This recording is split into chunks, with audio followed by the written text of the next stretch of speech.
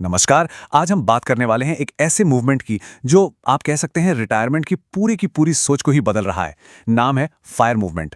तो सवाल यह है कि क्या सच में दशकों पहले रिटायर होना पॉसिबल है? चलिए आज इसी सवाल की गहराई में उतरते हैं। जरा सोचिए, क्या हो अगर रिटायरमेंट का लेना देना आपकी उम्र से हो ही ना, बल्कि एक नंबर से हो।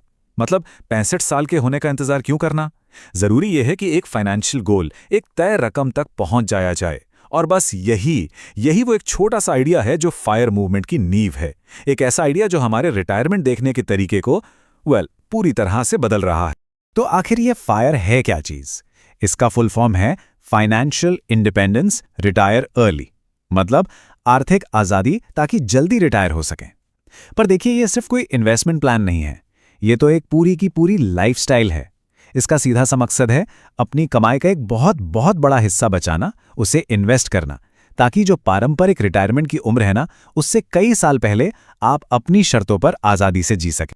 तो अब सवाल ये उठता है कि ये मूवमेंट अचानक से इतना पॉपुलर क्यों हो रहा है, खासकर यंग जनरेशन के बीच।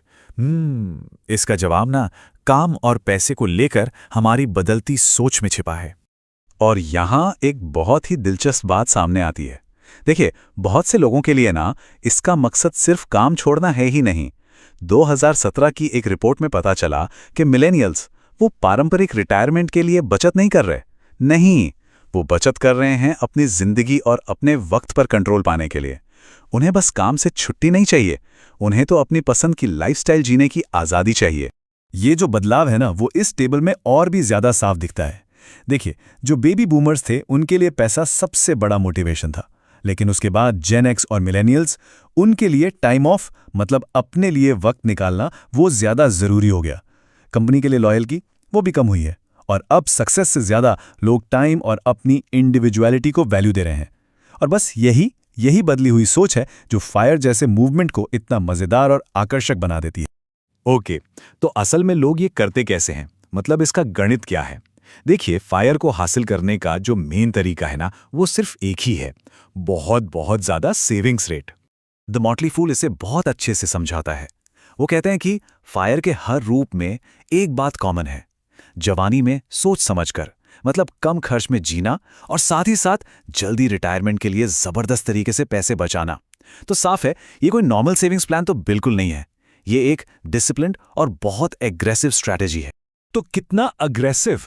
जो लोग फायर को फॉलो करते हैं वो अपनी आमदनी का कम से कम 50% बचाते हैं। जरा सोचिए, जहां आमतौर पर 10 से 15% बचाने की सलाह दी जाती है, वहां ये लोग अपनी आधी की आधी कमाई सीधे बचा रहे हैं। और बात यहीं खत्म नहीं होती। कुछ लोग तो इससे भी एक कदम आगे हैं। वो अपनी आमदनी का 70% तक बचा लेते हैं, सिर्फ इसलिए ताकि रिटायरमेंट तक का सफर और भी तेजी से पूरा हो जाए। तो इस सेविंग्स रेट का असर कितना बड़ा होता है, चलिए देखते हैं। अगर आप 50% बचाते हैं तो फायर तक पहुंचने में करीब करीब 16.5 साल लग सकते हैं। लेकिन अगर इसी बचत को बढ़ाकर 70% कर दिया जाए तो जानते हैं क्या होता है? ये वक्त घटकर सिर्फ 8.5 साल रह जाता है। मतलब सीधा आधा। कमाल है। लेकिन यहां एक जरूरी बात समझनी होगी। फायर का मतलब ये नहीं कि सबके लिए एक ही रास्ता है।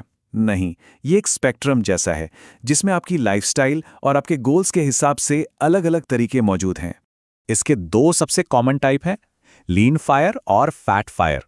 लीन फायर का मतलब है रिटायरमेंट के बाद एक सिंपल सादी जिंदगी जीना, जहां साल का खर्चा करीब $40,000 हो। इसके लिए आपको लगभग $1 मिलियन का फंड चाहिए होगा। और दूसरी तरफ है फैट फायर।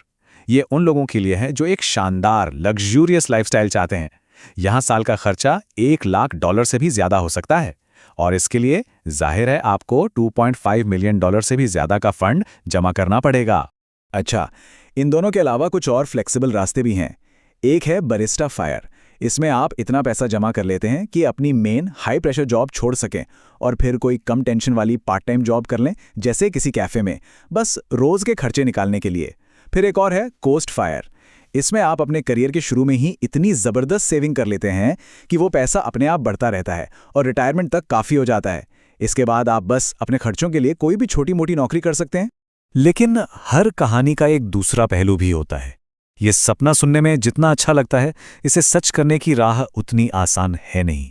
तो एक बैलेंस नजरिया रखने के लिए यह समझना भी जरूरी है कि एफआईआर के रास्ते में मुश्किलें क्या हैं और इसके नुकसान क्या हो सकते हैं।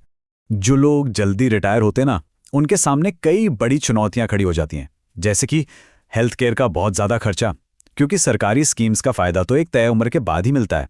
फिर रिटायरमेंट अकाउंट से वक्त से पहले पैसा निकालने पर भारी पेनल्टी लगती है। शेयर बाजार का उतार चढ़ाव तो है ही, और सबसे बड़ी बात, सालों तक इतनी ज़बरदस्त बचत और त्याग करने से जो मेंटल और फिजिकल बर्नआउट होता है, वो अलग। और ये चार्टना एक बहुत कड़वी सच्चाई दिखाता है। हेल्थ केयर का खर्च आप देखिए, जैसे जैसे उम्र बढ़ती है, हेल्थ इंश्योरेंस का प्रीमियम कितनी तेजी से ऊपर जाता है। जो खर्चा जवानी में बहुत कम लगता है, वो 50 या 60 की उम्र तक आते आते कई गुना हो जाता है। और सच कहूं तो ये एक ऐसा खर्चा है जो किसी के भी रिटायरमेंट बजट की पूरी प्लानिंग बिगाड़ सकता है। तो आखिर में पूरी बात घूम फिरकर एक ही जगह आती है। फायर मूवमेंट असल में त्याग और आज़ादी के बीच का एक सौदा है। और ये हमें एक बहुत ज़रूरी सवाल के साथ छोड़ जाता है।